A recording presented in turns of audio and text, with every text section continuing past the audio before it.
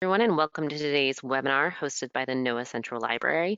I'm Katie, and I'm excited to invite you to our NOAA Innovators seminar today. Please note this presentation is being recorded, and your name, email, and questions will be shared with the presenter after the fact. As an attendee, you're muted, so please place all your questions in the question panel. If you have questions, your questions will be asked, but they will be held until the end of the presentation. And if you have any technical issues, such as no audio or visuals, please try logging off and back on, as that solves most issues. There is also an audio option that will let you toggle between your computer audio and a phone call if you would like to switch over to a phone. There is no chat feature, so if there's anything you want to put into the chat for everyone to read, you can put that in the question panel and I will include it in the chat. And with that, I'm going to turn it over to Tiffany House to introduce our innovator speaker today. Thank you, Katie. Hello, my name is Tiffany House, and I am the Commercialization Specialist of the NOAA Small Business Innovation Research, or SBIR program. Welcome to the NOAA Innovative Series featured presentation. This series features inventors who have developed highly innovative products and services that advance NOAA's mission. Speakers include NOAA scientists and engineers, as well as entrepreneurs who have participated in NOAA's SBIR program. Inventors highlight novel features and potential commercial applications of their inventions and share insights on their experiences transforming creative ideas into technologies that solve real-world problems. The technology you will hear about today is currently in phase 2. Well, he just finished phase 2 of the NOAA SBIR program, and this technology is available for phase 3. Phase 3 is work that derives from, extends, or completes an effort made under prior SBIR funding agreements, but is funded by sources other than the SBIR program. Phase 3 work is typically oriented towards commercialization of SBIR research or technology, including further R&D work once an agency determines if the SBIR company is available, capable, and willing to perform the work. An agency may award a phase 3 through a sole source procurement. I would like to take a moment and introduce our speaker, Mr. Bryan Chan. He is the CEO of Night Crew Labs. Bryan has over 10 years of experience in aerospace industry, supporting a wide range of engineering projects ranging from geosynchronous satellites to lunar rovers and Mars landers. Mr. Chan received his Master's of Science degree from Stanford University. It is my pleasure to introduce Mr. Bryan Chan. Thank you. All right, thank you so much for that warm introduction, Tiffany. I will be making my screen full. So I guess Tiffany or Katie, could you confirm you see that? I can see it's not in full screen mode. There it goes. How about? Well, I can see your presentation fine. It just has some stuff at the top. Okay, there we go. All right, great, cool. So yeah, good morning, good afternoon to you all. I'm really happy to have the opportunity to present. So topic today is GNSS radio occultation on aerial platforms using commercial off-the-shelf receivers. You can see a list of my colleagues at Night Crew Labs. Also, this research would not be able to be done without our academic counterparts at Texas A&M Corpus Christi, as well as Michael Vergala at Free Flight Lab and Airbus Ventures. So our outline here, a little bit about the company, why are we doing this, the research motivations, then a little bit into the payload system we developed, the bus system that accommodates it all, the flight platforms that we flew everything on, and of course the results that we got. So Night Crew Labs, we are an engineering technologies firm based in the Bay Area. Really, our team consists of several researchers with strengths in GNSS research, high altitude ballooning, and autonomous systems. The mission of the company is to harness the power of high altitude platforms, revealing insights about the natural world. And so really this topic is focused on our work developing a GNSS RO hosted payload for unmanned balloons as well as aircraft platforms. And as Tiffany mentioned, a lot of this work was funded through NOAA SVR, both phase 1 and phase 2.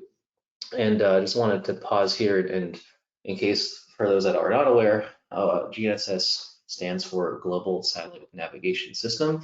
This is going to come up a lot, so I just wanted to define that.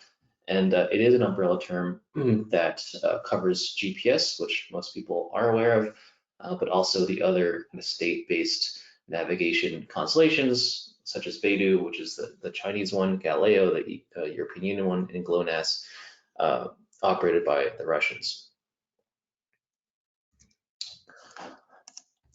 All right. So why are we doing this?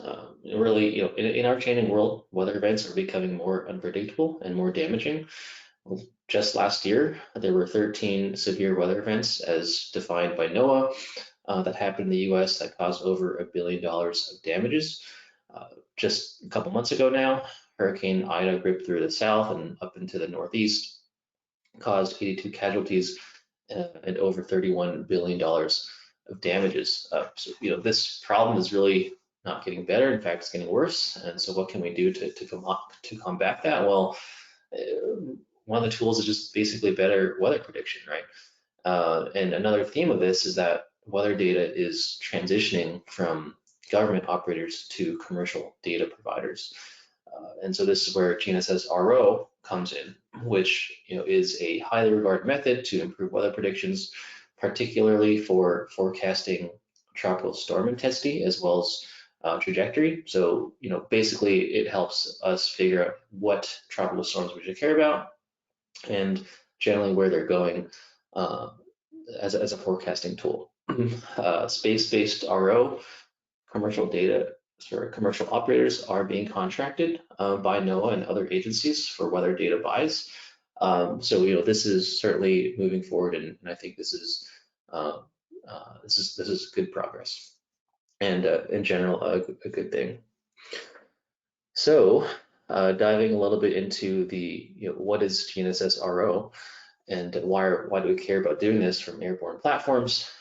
So GNSS RO, it is a type of remote sensing technique that detects changes in GNSS radio signals as they pass through the Earth's atmosphere. And so the analogy that I always like to make is, imagine you're at lunch and you have a glass of water sitting in front of you with a straw going through that. Well, in this analogy, the glass of water is the Earth's atmosphere. The atmosphere, as we know, has a lot of water vapor in it. And the straw that you see, back on your lunch table is, as it goes through the glass of water, it's bent or it's refracted. That's due to the water vapor. And so that's exactly what we're doing here with, in this case, the straw is the GPS or GNSS signal that is being measurably bent by the water vapor in the atmosphere. And if you are kind of sitting on the other side of the Earth, you can pick that signal up, and based on the delay in time that the signal took to reach you, you can actually back out how much the signal was bent, and from there, back out water vapor and so on and so forth. So it's a pretty nifty technique for remotely sensing Earth atmosphere.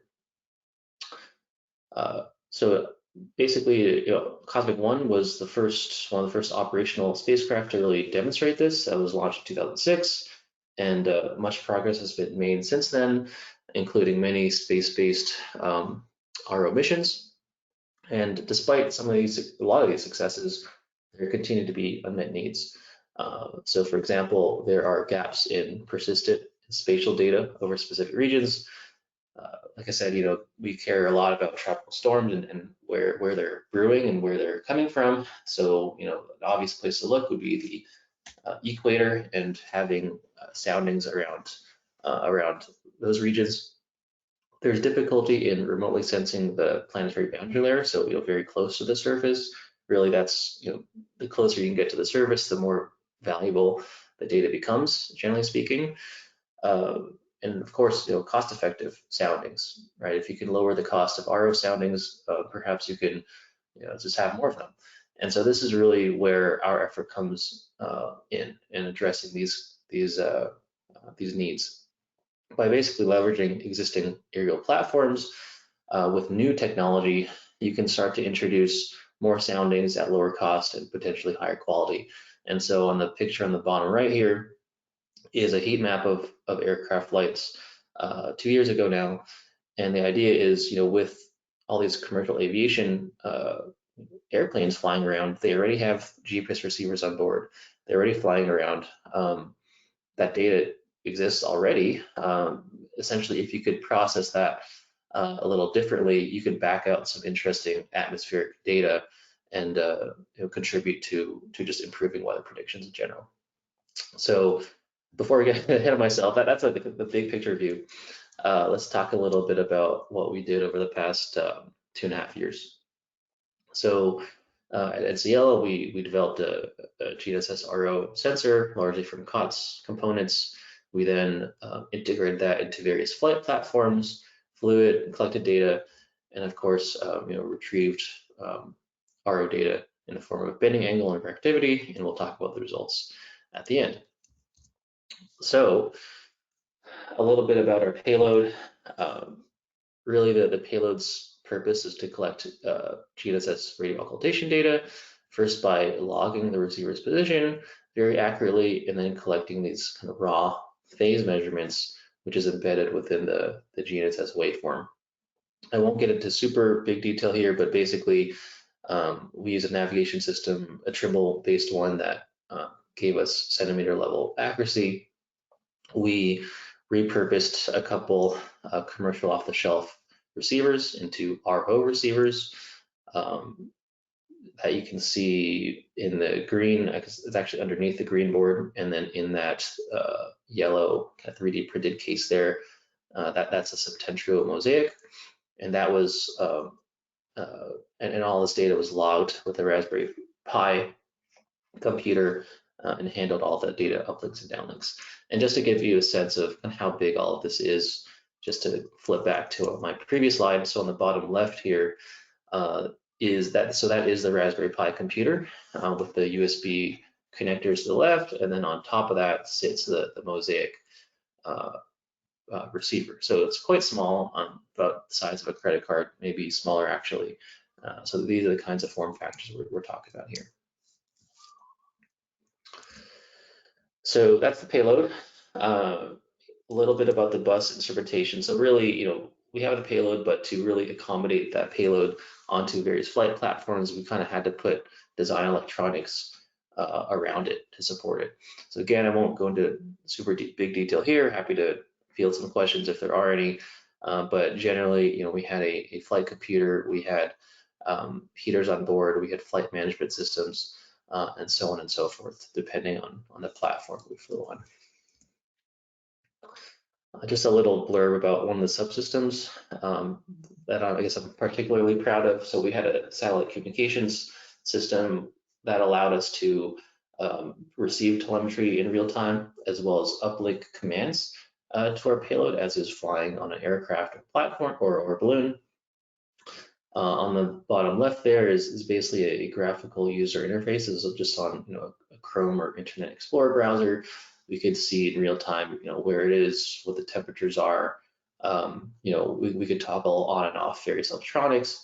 And on the right, just some plots that were auto-generated, so we could quickly determine the status of everything.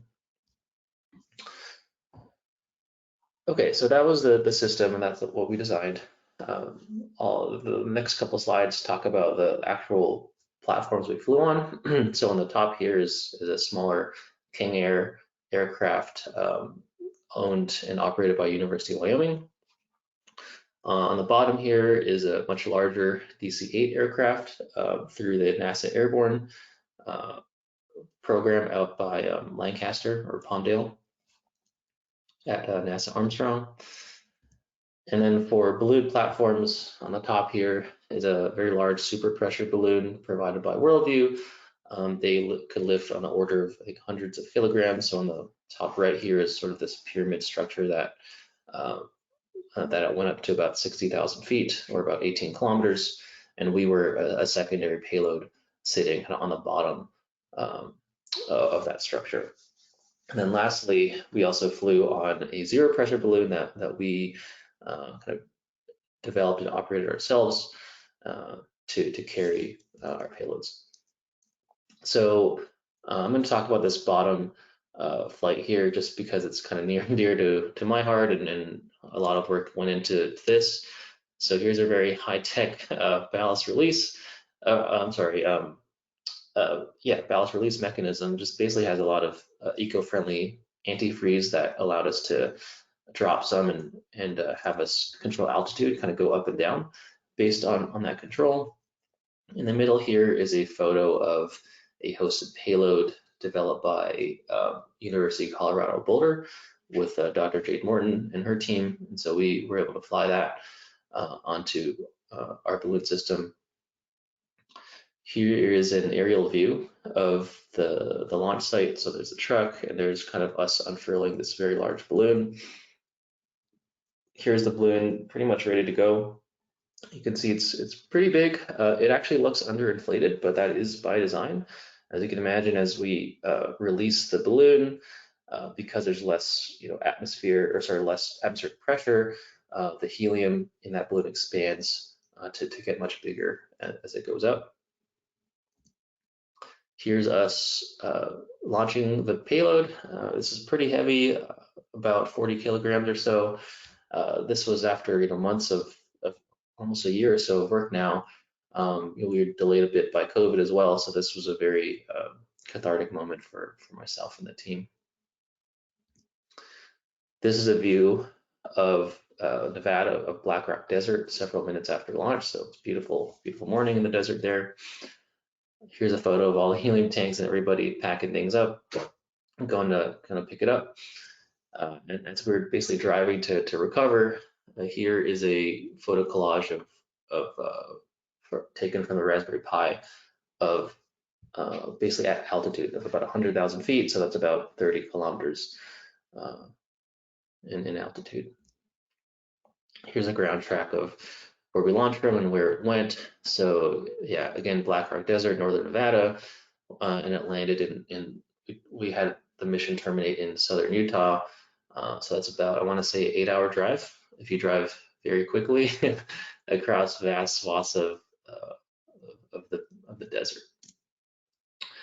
Okay, so here is a I guess higher picture map of all the 4 test campaigns just on a single map here. You can just generally see, we started in Laramie, Wyoming in February of last year. We did the balloon flight in Arizona. We did another one in Nevada. And then just last month, we wrapped up a test campaign with NASA Airborne with the DC8 out of the US Virgin Islands.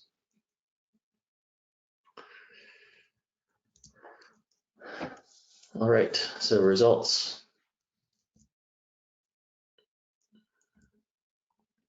So there's really several, I guess, key things, and before getting right into the data, kind of taking a step back and taking a higher level view.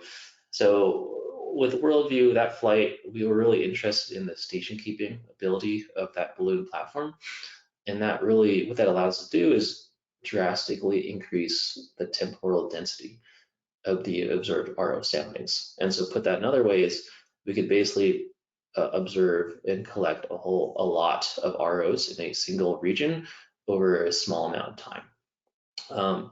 So on the left there is a map of the Worldview balloon flight. So in red is the balloon trajectory over a 5-day period, kind of going in a circle over Arizona.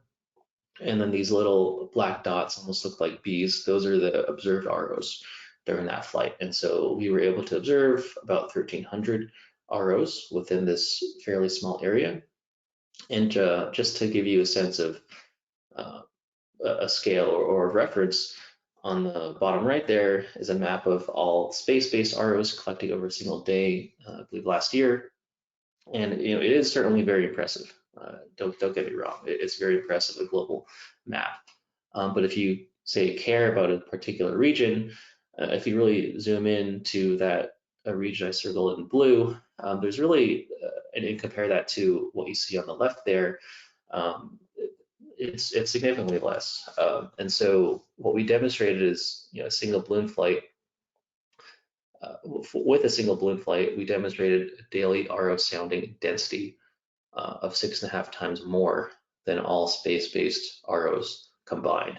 So basically, with a single balloon flight that I'm showing on the left here that we did, we collected 6.5 times more in that particular region compared to all satellites in the sky today. So that's quite impressive, and really, from a scalability perspective and feasibility perspective, you really can't get that density unless you do it with a balloon or a lot of aircraft or a lot of satellites, which again is not extremely feasible. So we are really excited to showcase this technology or this feature, and I'm not sure anyone's really quite done that to date. Another piece of this is, so kind of transitioning to the DC8 flight out of US Virgin Islands. So that flight was, or that was campaign was quite interesting. We were also hosted payload on that one. So on the left here is just an example of a single DC8 flight. They were, I think, measuring aerosols, so they had a very, I guess let's call it interesting flight path. And so really for RO purposes, we care a lot about straight and level flight. That's when we can collect kind of the better quality data. And so we basically took segments of these kind of straight and level flights, and that's where we had opportunities to collect ROs. And so on the right here are these straight and level segments in red, and then in blue are the observed ROs. And you can see, yeah, generally we collected quite a lot in the Atlantic and the Caribbean Sea. And it just so happened that this data collection happened during the week of Hurricane Ida. And so you can see the Ida's path in purple there.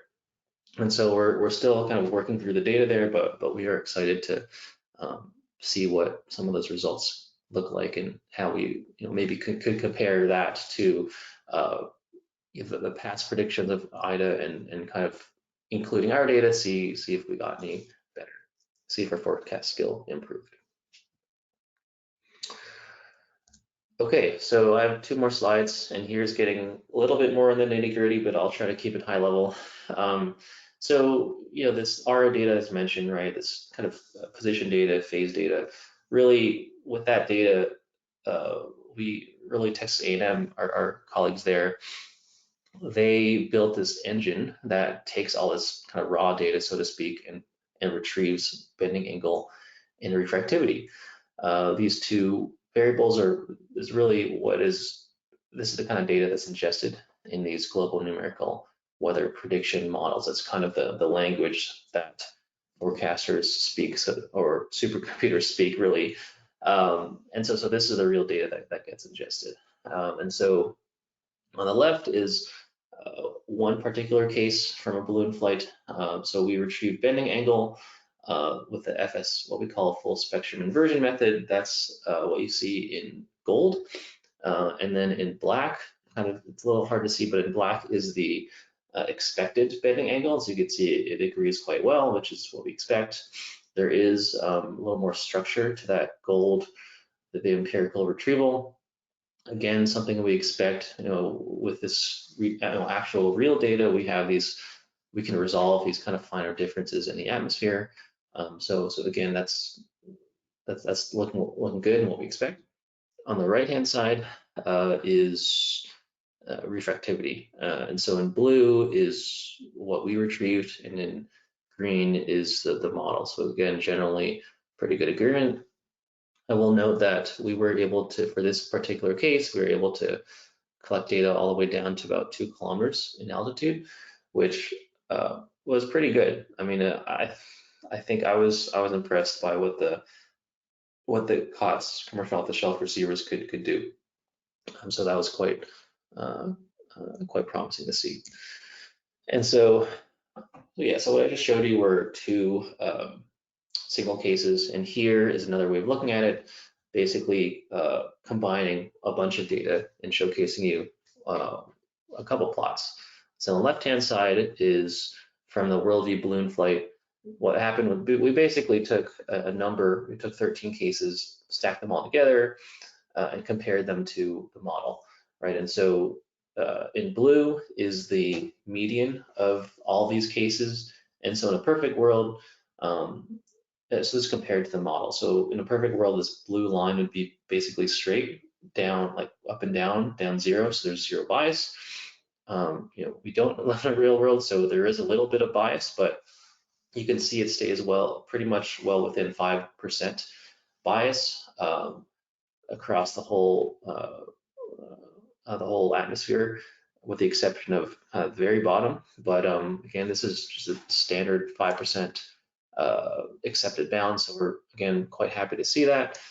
We believe the bias kind of leaking out a little bit more down there near the bottom is due to increased water vapor. Similarly, on the right-hand side, again, rich refractivity, but in this case, it was with the University of Wyoming aircraft case. So again, the bias is quite acceptable, well within 5%, which again, very, very nice to see. Also point out there were more cases on the aircraft. So it's a little bit finer, so to speak, when it comes to resolution and when it comes to just fluctuation of the data. And lastly, you can kind of see the difference between, so with the balloon flight, that's about 18 or 20 kilometers in altitude, so you can get more of an atmospheric cut. You can only collect data basically from you observer platform and below. And with the aircraft, I believe that altitude was about 8 or 9 kilometers in altitude, and so again, that's why you have this smaller cut, so to speak, of the atmosphere. But all in all, very pleased with the results here. And to conclude, last slide here, we demonstrated that we can retrieve bending angle and refractivity from ROs, both from aircraft and balloon platforms. We validated this data with well-established models. We demonstrated that this balloon system can collect an unprecedented density of ROs over particular regions. COTS, or commercial off-the-shelf receivers, are viable and scalable technology to deploy on aerial platforms. And all this work I published and presented at ION GNSS last month. We got a Best Presentation Award, so we're really happy about that. And we have a couple more journals and arenas that we plan to publish and present the work at. So thank you for listening. Really appreciate it, and happy to open up to any questions. Thanks. Oh, thanks so much, Brian. Actually, could you leave your slides up just so folks who haven't had time to grab your email can? Thank you. Awesome. So, can you go back to that slide? So sorry, Brian. There you go. Just leave it there. So our first question is, I'm going to read it off from Tiffany. Where do you see your product or service 5 years from now? Yeah. So the payload that we developed, right? I mean, it's pretty small, and that's really, we just plan to get it even smaller. I think the big thing, with the prototype that we developed, it's at the moment not scalable in terms of cost. Each unit is into the thousands of dollars, but we hope to really make it kind of pocket-sized and on the order of tens of dollars. And we've been in touch with some commercial aviation and kind of airline operators, and so they are certainly interested in this kind of technology and see what they can do. So it's really just more development from there and miniaturizing it and just making it more digestible to the operators out there. Great, thanks. Our next question. Um, do you have any comparison with Cosmic 2 profiles and or higher resolution models? A good question. So this effort, we did not specifically compare our data to Cosmic 2. So I will say in the very beginning, well, even with this phase one, the goal was to match or exceed Cosmic 1 data. And so I think, well, I don't want to speak too soon, but I believe we're on track to do that. And so I guess the natural question is, well, how do we compare to Cosmic 2? So I think that is an open question right now, but um, it's a fair one. And so we're excited to do a little more digging on that. Great, thanks. Our next question, have you considered using software-defined radios instead of commercial GPS receivers? It would open up more receiving frequencies. Yes, absolutely. In fact, the payload I showcased with University of Colorado Boulder, they're the ones that wasn't SDR. I think the reason why we decided to go with the commercial off-the-shelf receivers was basically that it was very inexpensive and very lightweight, and so that's really the goal or the approach, I should say, of this research is how can we move fast, how can we use things that are very scalable and we can integrate now or very close to the future. And so yeah, understanding SDRs are a very powerful tool, and I think we can get there one day. But I think the path to commercialization, the path to kind of operational usage is a bit longer for SDRs right now. Great, thanks. Okay, next question. Thanks for the presentation. Were the balloon RO measurements you showed from on the Septerino, or were they from post-processing the recorded signals from the USRP payload from Boulder? Yeah, so the data that I showed, so just maybe can go back. So these ones on the left here, and this, yeah, both ones from the left, this one and this one. That data was actually collected with the SwiftNet Pixie data. So I guess we did not use the Septentrio on that one.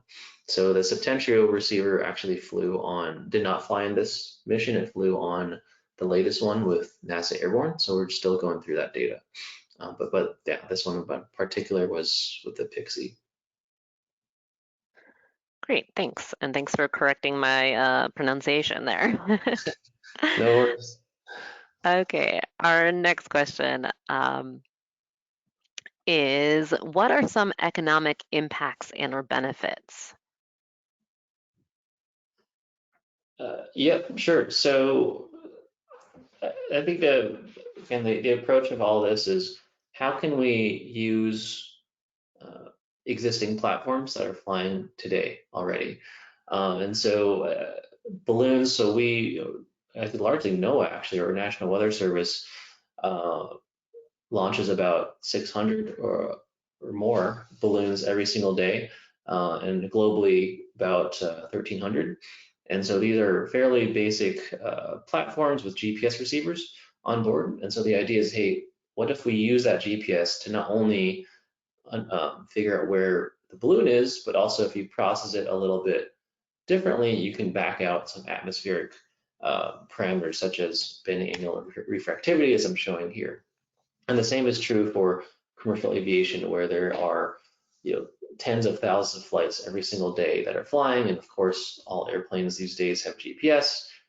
If you just basically pipe that data into a, say, Raspberry Pi, like a small computer, did some interesting processing, and then download that data to the ground, you can all of a sudden get some really interesting data for weather forecasting at hopefully a very low cost.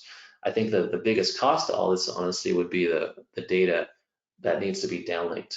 And kind of with that, there are increasingly more and more technologies that are lowering that cost, namely these mega constellations with basically that are promising satellite internet for a lot cheaper. So that's the real kind of big picture takeaway from all this research. Thanks, Brian. I put the next question into the chat as well because it's a little long, so you can read along. So our asker said, I think UCAR does the same. It works with NASA Earth Data and NOAA NESDIS using the GNSS pod for extreme weather modeling. A balloon and portable payload provides flexibility, target local data with limited exposure. However, data will need to be collaborated with other global transmitters and then calibrated for global weather modeling, right? Right.